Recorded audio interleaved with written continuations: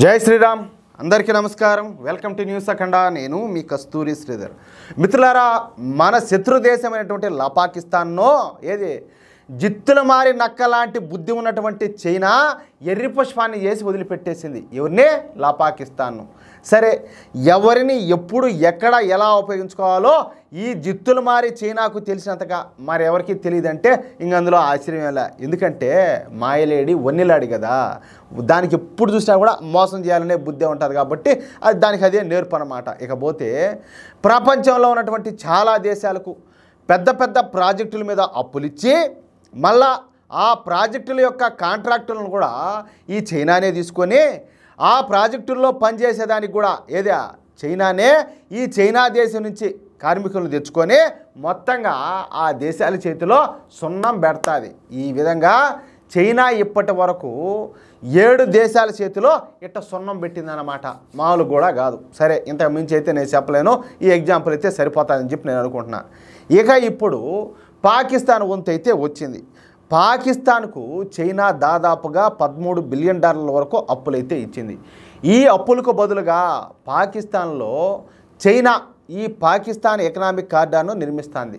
అంతేకాకుండా బెలూచిస్తాన్లో ఉన్నటువంటి ముడి చమురు నిక్షేపాలను, బొగ్గు నిక్షేపాలను, కాపరు, బంగారు ఖనిజాలకు సంబంధించినటువంటి గనులను తీసుకొని వాటిని తోకుంటుంది. ఇకపోతే ఈ గనుల నుంచి వచ్చేటటువంటి ముడి చమురు కావచ్చు, బంగారము, కాపరు, బొగ్గు నిక్షేపాలను చైనా ఈ పాకిస్తాన్కి ఇవ్వకుండా తమ దేశానికే తరలించుకుపోతుంది. అర్థమవుతుందా? అంతేకాకుండా ఈ గనులలో పనిచేయటానికి కార్మికులను పాకిస్తానీలను తీసుకోకుండా ఏదో నామమాత్రంగా వాళ్ళు తీసుకొని మిగతా వాళ్ళందరినీ కూడా తమ దేశ కార్మికులనే ఈ చైనా అయితే ఉపయోగించుకుంటుంది. అందుకే ఈ బెలూచిస్తాన్ రెబల్స్ తిరగబడి దాడులు చేస్తున్నారు. సరే, ప్రస్తుతం మన భారత్ అదేవిధంగా మన శత్రుదేశమైనటువంటి పాకిస్తాన్ దేశాల మధ్యన తీవ్రమైనటువంటి ఈ ఉద్రిక్త పరిస్థితులు అయితే నెలకొన్న సంగతి మీకు కూడా తెలిసిందే. ఈ పాకిస్తాన్కు చెందినటువంటి తీవ్రవాదులు పెహల్గాంలో దాడి చేసినప్పటి నుంచి ఇరు దేశాల మధ్యన తీవ్రమైనటువంటి ఉద్రిక్తలు అయితే పెరిగిపోయినాయి. పెహల్గాం దాడికి ప్రతిదాడిగా భారతదేశం రాత్రి మనకున్న అప్డేట్ ప్రకారం 1:05 నుంచి 1:30 లోపు ఈ పాకిస్తాను అదేవిధంగా పాకిస్తాన్ ఆక్రమిత జమ్మూ కాశ్మీర్లో దాడులు చేసిన సంగతి మీకు కూడా తెలిసిందే.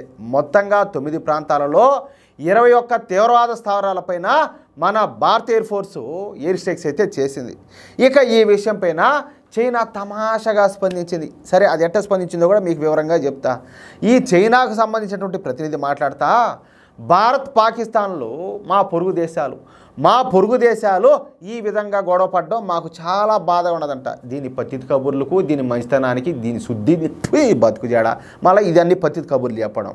పాకిస్తాన్లో తీవ్రవాద శిబిరాలపైన భారత్ దాడులు చేయడం తీవ్రమైన విషయం అంట. అట్నా? అంటే మేము వచ్చి ఇప్పుడు మీ దగ్గర నీతి సూక్తులు నేర్చుకోవాలా, నీతి పాఠాలు నేర్చుకోవాలా?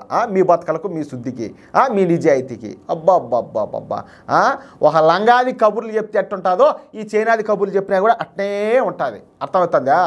సరే, ఇకపోతే పాకిస్తాన్ తీవ్రవాద స్థావరాలపైన భారత్ ఇలా మెరుపు దాడులు చేయడం చాలా అంటే చాలా ప్రమాదకరమైన విషయం అంట. అంటూనే మరోవైపు అదే చైనా అంబాసిడర్ మాట్లాడుతా, మేము మాత్రం తీవ్రవాదానికి వ్యతిరేకం, తీవ్రవాదం ఏ రూపంలో ఉన్నా దానినైతే అంతం చేయాల్సిందే, చైనా తీవ్రవాదాన్ని వ్యతిరేకిస్తుంది, అందుకే ఇరు దేశాల మధ్యన ఉద్రిక్తలు మరింత పెరగకుండా సంయమనం పాటించాలంటూనే ఈ పాకిస్తాన్లో తీవ్రవాదం ఉండదని చెప్పేసి పరోక్షంగా ఒప్పుకునింది ఈ చైనా. దేంతో కొట్టాలన్నా? కనీసం ఒక స్టాండ్లే పుట్టుకన్నాక మనిషి అన్నాక ఒక స్టాండ్ మీద ఉండాలి కదా. ఉంటే ఇట్టుండాలా లేకపోతే అట్టుండాలా? పాకిస్తాన్ వచ్చేసి ఇప్పుడు తీవ్రవాదం పక్కన ఉన్నది. నువ్వు ఎన్ని చేయి ఎన్ని చెప్పు ఏం చేసినా కూడా మా బతుకులు అంతేనన్నట్టు కుక్కతాకు వంకరన్నట్టు వాళ్ళు ఇప్పుడు కూడా ఉగ్రవాదం వైపే నిలబడతారు. నువ్వు నిలబడితే పాకిస్తాన్ వైపు నిలబడాలా, లేకపోతే నిజాయితీగా ఉండాలా భారతదేశం ఉన్నట్టు. అలా కాకుండా పాకిస్తాన్కు ఒక దిక్కున సపోర్ట్ చేస్తానే ఇంకో పక్కనేమో మేము ఉగ్రవాదానికి వ్యతిరేకం అంటే ఎవర్రా మీ మాటలు వింటారో? మీ శుద్ధి ఎవరికి తెలియదు, మీ బతుకులు ఎవరికి తెలియదు అంటాలే. ఇకపోతే ఈ జిత్తుల మారి చైనా చేసినటువంటి మరో కామెడీ ఏంటంటే, ఇప్పుడు మన భారతదేశం ఆపరేషన్ సింధూర్ని చేపట్టి విజయవంతంగా పూర్తి అయితే చేసేసింది. నా అంచనా ప్రకారం ఈ దాడుల్లో కనీసం 700 నుంచి 1000 మంది తీవ్రవాదులు మరణించి ఉండొచ్చు. ఇది నా వ్యక్తిగత అభిప్రాయం అన్నమాట. ఎందుకంటే 9 ప్రాంతాల్లో 21 స్థావరాలపైన ఎయిర్ స్ట్రైక్స్ అయితే చేశారు. అర్థమవుతుందా? ప్రతి ఒక్కటి కూడా మెయిన్దే, ఏది కూడా చిన్నాసిత కాదు, ఏది కూడా లేదు, టార్గెట్ చేసి మరీ కొట్టారు. అంటే కనీసం ఒక్కొక్క దాంట్లో 10 మందిని లెక్కేసుకున్నా అప్పటికి ఎంతమంది అవుతారో 100 మంది దాటిపోతారు. కానీ ఇప్పుడు వాడు మసూద్ అజర్ ఉన్నాడు, ఓడి కొంపకు కనీసం ఎంతమంది కాపలా ఉంటారు? కనీసం ఒక 50 మంది నుంచి 100 మంది దాకా ఉంటారు ఓడి కొంపకే కాపలా. మరి వాళ్ళంతా ఎట్టపోయినట్టు, అవునా కాదా?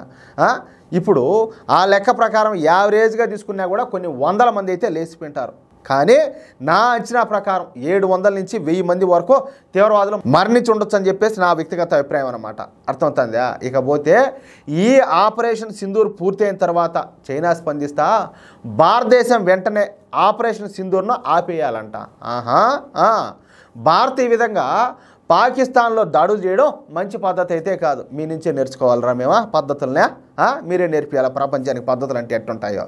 సరే, ఇకపోతే మేము శాంతిని స్థాపించే విషయంలో పాకిస్తాన్కు మద్దతు ఇస్తున్నాము. ఒరే కరోనాను పుట్టించింది మీరు, ఆఖరికి పిచ్చుకులా అవి ధాన్యాన్ని తింటాయని చెప్పేసి చైనాలో దేశవ్యాప్తంగా పిచ్చుకలు అనేటివి లేకుండా చంపిన వాళ్ళు మీరు శాంతి గురించి మాట్లాడడం ఏందిరా స్వామి? నా కర్మ కొద్దీ నాకు దరిద్రం కాకపోతేనో ఎవరికి మీరు ఇవన్నీ శాంతి విషయాలు చెప్తారో? కాదు, ఈ కరోనా అనే ఒక జబ్బుని తెచ్చి ప్రపంచాన్ని అల్లాడిచ్చినారే, కానీ మీరు ఎవరికి చెప్తారు నీతులు అంటాలే? వీళ్ళు చెప్పడము. కాబట్టి భారత్ వెంటనే ఆపరేషన్ సింధూర్ను నిలిపేయాలంటూ చైనా ఒక దిక్కుమాలినటువంటి ప్రకటన అయితే విడుదల చేసింది. చెప్పాలంటే భారత్ వెంటనే ఆపరేషన్ సింధూర్ను ఆపేయాలని, పాకిస్తాన్ పైన దాడులు చేయడం సరైంది కాదని, పాకిస్తాన్తో శాంతి చర్చల విషయంలో తాము పాకిస్తాన్కే మద్దతు ప్రకటిస్తున్నామని చెప్పేసి చైనా వింతగా స్పందించింది. అంటే ఎక్కడ తమ పరువు పోతుందోనని చైనా చాలా జాగ్రత్తగా, చాలా స్ట్రాటజిక్గా ఈ వ్యాఖ్యలన్నీ కూడా చేసింది. అంటే తాను మాత్రం తప్పించుకొని ఈ లపాకిస్తాన్ను మాత్రం ఎరిపుష్పాన్ని చేసి వదిలిపెట్టింది. అది విషయం అయితే. చూడండి ఏం జరుగుతుందో. మిత్రులారా, ఈ న్యూస్ కనుక మీకు నచ్చినట్లయితే మన శత్రు దేశాలైనటువంటి ఈ చైనా కావచ్చు, లేకపోతే ఈ పాకిస్తాన్ కావచ్చు, వీళ్ళ కుట్రలను మీరు పసిగట్టినట్లయితే ఈ న్యూస్ నలుగురికి షేర్ చేయండి. అదేవిధంగా ప్రతి ఒక్కరు కూడా మీ యొక్క అమూల్యమైన అభిప్రాయాలను ఖచ్చితంగా కామెంట్ చేయండి. ఇంకో విషయం ఏంటంటే, ఇంతవరకు మీరు కనుక మన ఛానల్ను సబ్స్క్రైబ్ చేసుకున్నట్లయితే ప్రతి ఒక్కరు కూడా మన ఛానల్ సబ్స్క్రైబ్ చేసుకోండి, సపోర్ట్ చేయండి ప్లీజ్. జై శ్రీరామ్, జై హింద్.